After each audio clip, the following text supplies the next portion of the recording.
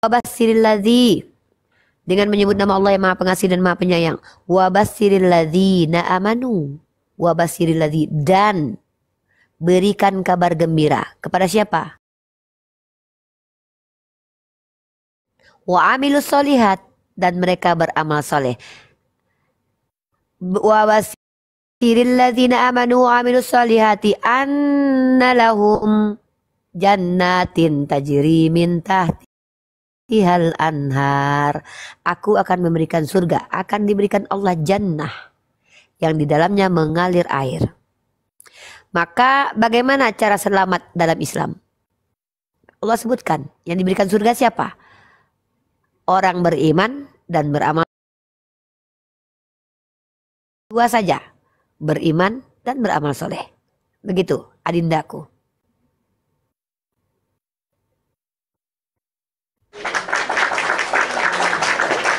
Ya, silakan. Gini, Manopo, Ya, silakan. terima kasih Ibu Ustazah Uniripa. Uni sudah saja, tidak menjawab. pakai ustazah. Oh, ya. Uni saja. Maaf. Kalau Ya, mau jadi- menambahkan bilang aja uni manis gitu. Oh ya, uni manis. Berarti tadi ada dua yang saya simak, yaitu beriman dan Yes, amal Beramal. perbuatan. yes. Saya mau bertanya karena saya sering lihat di kios-kios atau di toko-toko ada kotak amal. Jadi orang kalau mau bersedekah boleh dimasukkan ke dalam yang mau beramal. Tetapi saya mau bertanya, apakah itu orang kalau mau bersedekah itu diwajibkan atau memang atau dari keikhlasannya atau memang harus dia punya ada uang gitu. Dan mungkin bagaimana kalau dia misalnya tidak ada uang, apakah dia harus memasukkan uang di dalam itu kotak amal? Baik, oke. Dan Kami sudah... apa mungkin ininya tambahan sedikit, apa tujuannya? Terima kasih. Baik, Oke. terima kasih. Sebelum saya izin dulu nih ya sedikit. Saya akan menjawab pertanyaan Bang Jimmy dengan singkat. A'udzubillahi minasyaitonirrajim. Bismillahirrahmanirrahim. Saya persilakan kepada Ustadz Yusuf PI. Memang dia adab sebanding. Ada aja. Uni kalau mau jawab nggak apa-apa Uni. Enggak, Ustadz dulu. Nanti saya cuma sekedar Baik. mana-mana Dikit baik. ya Bang Jimmy ya. Karena di tempat saya juga noise gitu hujan. Begini, apakah sodakoh itu diwajibkan? Jawabannya sodakoh itu sunnah muakkadah. Artinya sunnah yang disarankan gitu. Tidak ada rumusnya kita itu ketika bersodakoh itu menjadi miskin. Nggak ada. Nah, terus apakah kita bersodakoh itu menunggu ada uang? Nggak ada uang bisa juga sodakoh dengan membantu orang lain tanpa uang gitu. Contoh ya Bang Jimmy ya. Ketika ada daun pisang lagi, kulit pisang di tengah jalan, lalu Anda ambil kulit pisang itu, Anda kepinggirkan untuk menolong orang lain yang lewat agar tidak tergelincir, itu juga termasuk sodakoh gitu. Jadi sodakoh itu banyak caranya. Apabila ada uang, berapapun kita ikhlas, mau 100 rupiah pun, itu boleh gitu loh. Nggak ada paksaan dalam sodakoh masalahnya. Nah sedikit itu pun juga ada balasannya. Barang siapa yang berbuat baik sebesar biji zarrah, maka dia akan mendapat balasannya. Famay ya'mal mithqala dzarratin syarran yarah. Maka apabila dia berbuat kebaikan sebesar biji zarrah, maka dia akan mendapat balasannya. Dan apabila dia berbuat keburukan sebesar biji zarrah itu artinya 1 titik saja gitu, maka dia akan mendapat balasan keburukannya. Jadi seperti itu Bang Zimi. Ikhlas itu dari hati, bukan berapa besarnya kita memberi. Jadi seperti itu. Wah, luar biasa. Terima kasih Uni pemaparannya Uni. Wah, hebat Uni ya. Diam Masya Allah Pandi. Uni. Aku kick juga nanti. Mungkin sebagai ilmu buat saudara saya, penjelasan Ustadz Yusuf itu sebenarnya adalah jawaban dari pertanyaan Anda. Tapi ada kekhawatiran saya. Kekhawatiran saya adalah Anda tidak memahami definisi dari infak, sedekah, dan juga zakat. Maka tugas saya adalah memberikan pemahaman kepada Anda berdasarkan etimologi dan juga terminologi. Mungkin kita mulai dari kata ini dulu ya, zakat. Ada kata dalam Islam itu zakat, sedekah, dan juga infak. Ya, maka kalau kita bicara tentang zakat, secara terminologinya adalah zakat ini masuk ke ranah wajib yang diatur oleh literatur Islam dalam kaidah fikih. Contoh, zakat fitrah ini wajib hukumnya. Dan apakah ini berat? Tidak, karena diberikan 1 kali setahun ketika Idul Fitri. Dengan nominal itu pun cuman sedikit, tidak banyak, masa tak mampu. Selama setahun mengumpulkan untuk zakat, wajib hukumnya. Allah mewajibkan sesuatu yang mustahil tidak mampu dilakukan. Karena Allah Maha tahu kapasitas hambanya. Zakat ini masuk karena wajib. Berapa? Ditentukan. Oh, misal 2,5%. Misal beras cuma 2,5 liter. Dijelaskan. Tidak ada yang sampai 1 kontainer zakat. Nggak ada. Tidak ada zakat itu sampai 1 karung beras. Tidak ada. Ya. Berapa kau makan? Maka presentasinya ada. Saya sekeluarga zakat misalnya ada sekitar 5 orang. Maka ditentukan 2,5 ini misalkannya. Liter misalkannya. Maka semua kami gabungkan per orang. Oh, baru menjadi banyak. Tidak ada istilahnya 1 orang menjadi 1 karung. Tidak ada ya. Tidak ada begitu. Itu zakat. Lalu bagaimana dengan kata sedekah? Sedekah ini bahasa Arabnya artinya memberi. Memberikan secara sukarela. Ini yang dimaksud oleh Ustadz Yusuf. Sunat muakkad. Sunnah tapi dianjurkan. Ini dia. Kalau tidak diberikan tidak berdosa. Tapi kalau bisa lakukan. Ya 2,5 kilogram maksudnya zakat tadi.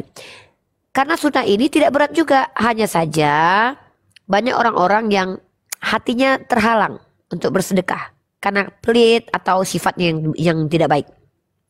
Kemudian infak. Zakat tadi artinya secara etimologi itu membersihkan. Yaitu membersihkan harta. Kemudian infak. Infak juga sama. Kurang lebih hampir sama. Membelanjakan harta. Saya berinfak. Saya membelanjakan harta saya. Memberi keramik. Lalu saya berikan ke masjid. Saya menginfakkan masjid. Keramik ke masjid. Itu etimologi dan terminologi. Anda paham tidak di antara ketiga kata ini dulu? Kira-kira saya ingin konfirmasi. Paham tidak penjelasan saya? Dan Ustadz Yusuf. Lanjut. Seberapakah? Sedekah itu terserah. 2.000 rupiah pun masih dikatakan sedekah. Bahkan dalam Islam menariknya. Senyum kepada saudaramu itu sedekah. Ya. Itu sedekah. Zakat itu ada ketentuannya. Beratnya seberapa? Contoh tadi 2,5 kilo. Tidak berat, tidak memberatkan. Itu pun sekali setahun. Ada yang namanya zakat fitrah. Ada yang namanya zakat mal dan zakat ini, zakat itu. Itu ada ketentuannya. Dan tidak memberatkan. Kurang lebih seperti itu. Fungsinya apa? Pertama, mentaati firman Allah. Menunjukkan bahwa kami Islam. Islam artinya adalah tunduk patuh kepada Allah. Yang kedua, membersihkan harta. Yang ketiga, menunjukkan bahwa kami ini rahmatan lil alamin. Yang keempat, salah satu syarat masuk surga harus melaksanakan amalan soleh. Bersedekah, memberikan zakat dan berinfak itu juga amalan soleh. Maka ini salah satu juga syarat orang-orang ahli surga. Begitu, my brother. Silakan ditanggapi dan ditanyakan lagi. Ya, sedikit tambahan dari saya. Bang Jimmy, tadi bagaimana konsep keselamatan? Itu sangat mudah Bang Jimmy. 1 kata 2 kalimat. Konsep keselamatan di dalam agama Islam itu paling mudah. Tinggal takwa. Yaitu takwa itu menjalankan semua perintahnya dan menjauhi semua larangannya. Jadi seperti itu. 1 kata 2 kalimat. Menjalankan perintahnya, apa saja perintahnya. Sholat, zakat, puasa, ibadah haji. Terus yang lainnya, sodakoh, beramal tadi yang seperti dijelaskan Uni. Terus apa saja larangannya, jangan berzina, jangan menyekutukan Allah, jangan durhaka dan yang lainnya gitu. Jangan mencuri juga. Nah, jadi hindari itu dan ikuti perintahnya. Seperti mana Bang Jimmy ketika Bang Jimmy itu bekerja di sebuah kantor. Kata bos, kamu jangan begini. Kita patuh kan? Kita patuh. Kita patuh. Kata bos, kamu jangan begini. Patuh kita. Kita hindari. Kata bos kamu harus kerjakan ini. Kita kerjakan. Nah, seperti itu juga kita di dalam agama Islam. Agar kita ya mengikuti perintahnya dan menjauhi larangannya. Kalau bos kan dapat gaji kita tuh ya. Dapat gaji, kalau kita mengikuti bos dapat gaji. Apa yang dilarang bos kita hindari. Begitu juga di dalam agama Islam. Jadi seperti itu. Keprok atuh. Silakan Uni. Ya, silakan. Langsung saja ke Jimmy.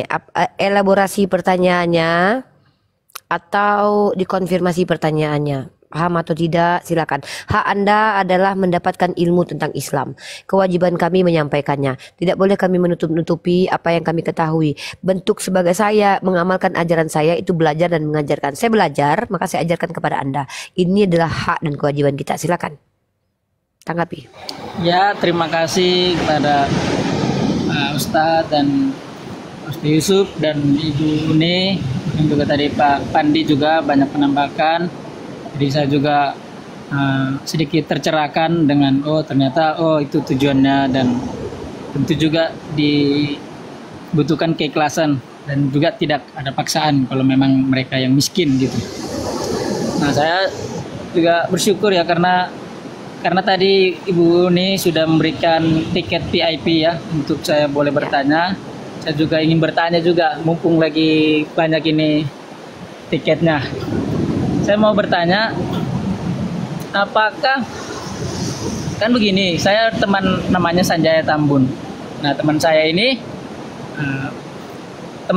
baru ada orang yang bilang bertanya kepada teman saya ini, Sanjaya Tambun. Dia bilang gini, Sanjaya, itu kenapa di agama kita, agamamu gitu, itu bisa menikah dengan banyak perempuan begitu. Nah, Sanjaya waktu itu sudah menjelaskan gitu.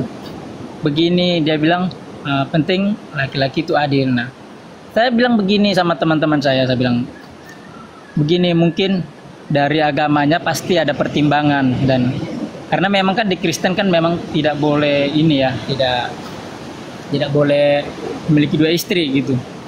Nah, jadi dikatakan, saya bilang gini, pasti ada pertimbangan, tapi saya nggak tahu pertimbangan itu apa gitu. Nah, ini mau saya tanyakan gitu, apa pertimbangannya, kenapa, dan apakah itu diperbolehkan gitu menikah dengan, kalau kita lihat kan ada beberapa istri ya. Terima kasih. Oke, sebenarnya Ustadz Yusuf berhak menjawab ini karena dia juga praktisi poligami. Tapi saya saya coba dari sisi saya dulu. Secara syariat nanti Ustadz Yusuf sebagai praktisi, dan secara syariat Ustadz Yusuf. Tapi saya secara logika saja.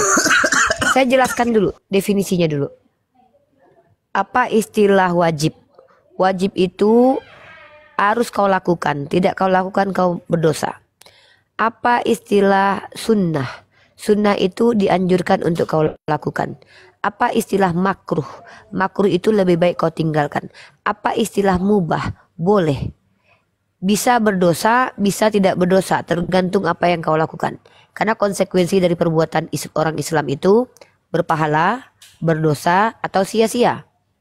Nah, main game itu bisa menjadi sia-sia. Pernikahan pun dasarnya sama. Bisa menjadi haram.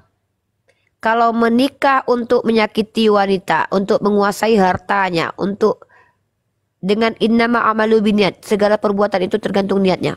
Menikah bisa menjadi haram dengan niat-niat yang jahat. Bisa menjadi wajib kalau telah sampai masanya kepada seorang pria, kemudian ketika dia tidak menikah justru dia berbuat zina, maka wajib baginya berzina. Dia sudah mampu, tapi dia sengaja untuk tidak menikah karena ingin pilih-pilih, ingin menguasai perempuan banyak supaya tidak terikat. Wajib baginya menikah. Bisa menjadi sunnah karena ada hal satu dan lain hal. Bisa menjadi makruh. Makruh maksudnya ada anak umur 17 tahun. Dia belum bekerja. Kemudian dia belum bisa memberikan makanan kepada perempuan lain. Maka lebih baik dia tidak menikah. Karena nanti mudaratnya ada. Inilah Islam itu diatur dalam kaidah fikih. Tergantung dari nanti analisa para ulama bagaimana kasus dan peristiwa. Sedangkan menikah saja aturannya seperti itu, apalagi poligami. Poligami itu mubah, boleh. Dalilnya dalam surah An-Nisa. Maka konteks ayat itu kalau kita baca, di mana Allah berkata kepada orang-orang, daripada kalian tidak bisa adil kepada perempuan yatim, lebih baik kalian nikahi 2, 3, atau 4. Kalau masih tidak sanggup karena menikah itu harus adil, maka nikahilah 1 saja. Maka Islam ini agama solusi. Poligami juga solusi. Kalau ditanya, kan polisi itu menyakitkan. Kata siapa? Kata si Cahyono. Kata si Markona. Wajar si Markona nggak terima di poligami. Udahlah lakinya jelek, lututnya goyang-goyang, duitnya pun tak ada. Mau poligami pula. Si Markona sendiri tak hidup dengan 1 lakinya. Kadang dia besok makan ikan asin, besok makan pakai daun ubi, besok tak makan. Dan si Markona pula lah sakit hati lah dia, lakinya mau poligami. Kau aja ngidupin aku aja gak sanggup, kau pula mau poligami, setan, kata dia. Ada namanya si Markodol. Ditanya sama dia, Markodol, poligami kau mau kau dipoligami? Mau. Kenapa? Lakiku kuat kali, 20 kali minta sehari. Makanannya sehat, badannya kuat, duitnya banyak. Punya perusahaan 3. 1 di Italia, yang kedua di Indonesia, yang keempat di Arab Saudi. Weh, perkasa lakimu. Iyalah, kerjanya nge-gym, makanannya sehat, daging domba, daging kambing dimakan sama dia. Umurnya masih muda, ganteng pula. Berapa uang belanjamu Markodol? Sikitnya 50 juta sebulan. Jadi mau kau dipoligami? Maulah. Kenapa? Nggak sanggup aku ngelayani sendiri. Nggak sanggup aku belanja sendiri, beli tas Hermes, pengen aku bagi-bagi dengan wanita lain yang juga adalah saudaraku, sahabatku. Maka apabila pertanyaan poligami berdasarkan perasaan, itu tergantung kondisi orangnya, tergantung siapa yang kau tanyakan, tidak bisa digeneralisir. Karena ada hal seperti ini, maka secara universal poligami dibolehkan sebagai solusi, tergantung situasi. Kalau Habib Ja'far mengatakan poligami seperti pintu darurat di pesawat, saya mengatakan poligami seperti obat. Kau nggak sakit, ngapain kau minum obat? Sakit kau minum obat. Inilah secara logika dalam memahami esensi poligami, my brother. Ya, pahami dulu konteks hukum, asal muasal, sebab akibat. Nah, sekarang dari syariat dan secara praktisinya silakan Ustadz Yusuf. Bang Pandi lah itu, Bang Pandi jawab, Bang Pandi. Aku mau tanya pertanyaan yang berkaitan dengan perasaan dulu lah ya. Gini, Uni mau dipoligami. Kalian dengarkan kata aku ya. Suatu saat kalian akan menyaksikan ini. Ya, wallahi, apa yang kukatakan akan kalian saksikan. Demi Allah aku rela dipoligami. Asal yang menikahi aku adalah orang yang layak dipoligami. Kalau dia layak dipoligami, maka aku yang akan carikan perempuan untuk mendampingi dia, melayani suamiku, supaya aku bisa berdakwah di jalan Allah. Aku, Rifa. Asal lakiku laki. Kalau lakiku seger-seger, jangankan poligami, setengah badanku pun dia tak berhak memiliki. Upilku pun tak berhak dia mempoligami. Jangankan aku, upilku tak layak dia poligami. Kalau lakiku seger-seger. Tapi kalau lakiku kelas-kelasnya kayak siapa ya? Siapa lah? Raja Salman lah misalnya. Siapa lah? Atau inilah David Beckham gitu ya, tapi dia Islam dulu. Atau Ronaldo lah contohnya tuh. Islam dia. Ya, belanja aku 50 juta sebulan, rumahku ada, mobilku ada, anak sudah ada. Apalagi? Kalian pikir cuman burung aja yang kami pikirkan? Tidak, kami juga pengen jalan-jalan ke Hawaii. Jalan kemana mama? Sebulan mama ke Hawaii papa. Lah, bagaimana dengan kebutuhan biologis papa? Kan ada si Sinta papa. Nikmati papa, mama dengan kawan-kawan mama sosialita di Hawaii. Enak kan jadi orang Islam? Enak. Asal lakinya mampu. Ini sudahlah tak mampu, mau pula poligami. Matilah kalian. Masuk neraka jahanam aja lah kalian. Karena poligami itu artinya apa? Seorang pria mengambil tanggung jawab berdasarkan kemampuannya. Sudahlah tak sanggup makan ikan asin, besok pucuk ubi, besok puasa, mau poligami pula. Matilah kau. Matilah kau cepat. Lebih baik kau cari tali, lebih baik kau cari baygon. Matilah kau cepat. Begitu saudaraku. Lanjut.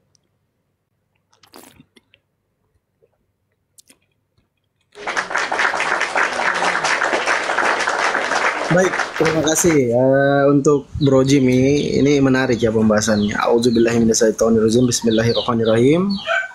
Terima kasih karena sudah banyak bertanya. Saya serahkan kepada Ustadz Yusuf. Silakan Ustadz. Pagi ini lagi ada anak saya ini susah. Silakan Ustadz Yusuf menjawab. Susah lagi ada anak saya ini. Lanjut dulu. Lanjut dulu, cerewet dia ini.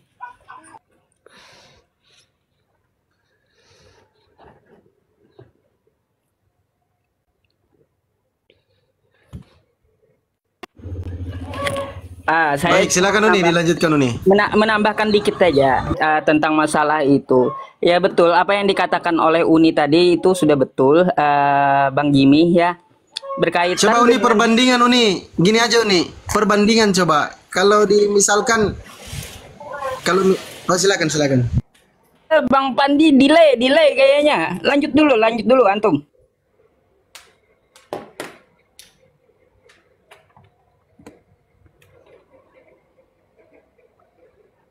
Cepatlah.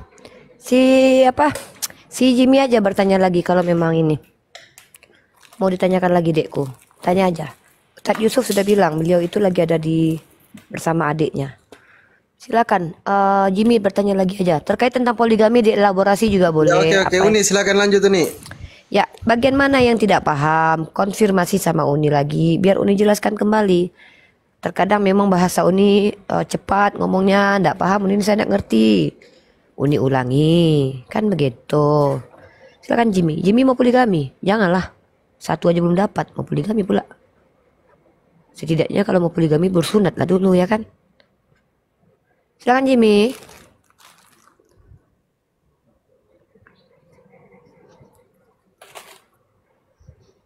Hmm.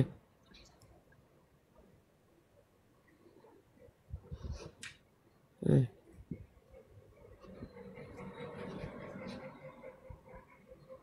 Hmm.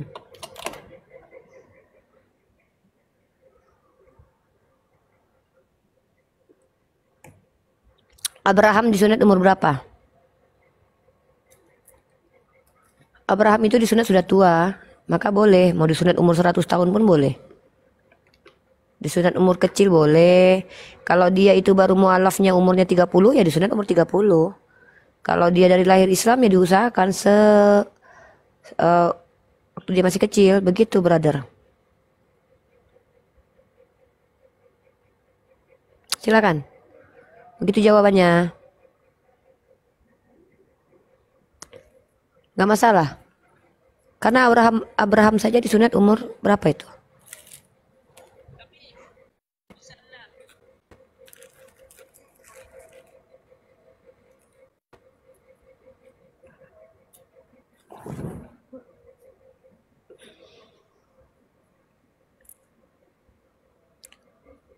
Sunat itu adalah fitrah. Iku Islam atau Kristen? Kalau Kristen naik ke atas. Sunat itu adalah fitrahnya. Kami ada perintah kewajiban untuk bersunat itu adalah mengikuti milah Abraham. Itu sudah masuk kerana perintah. Itu sesuatu hal yang harus dilakukan oleh kaum pria umat Islam. Iku kalau Islam, typing, kalau Kristen naik. Ya, di typing aja pertanyaannya. Silakan Jimmy. Jimmy Manopo. Ada. Nah, sudah diamankan tadi.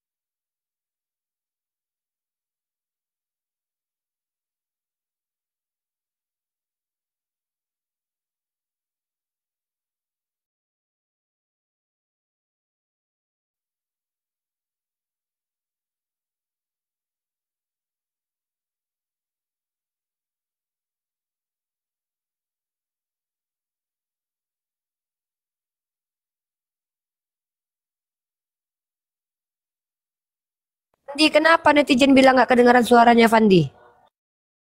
Siapa? Suara siapa?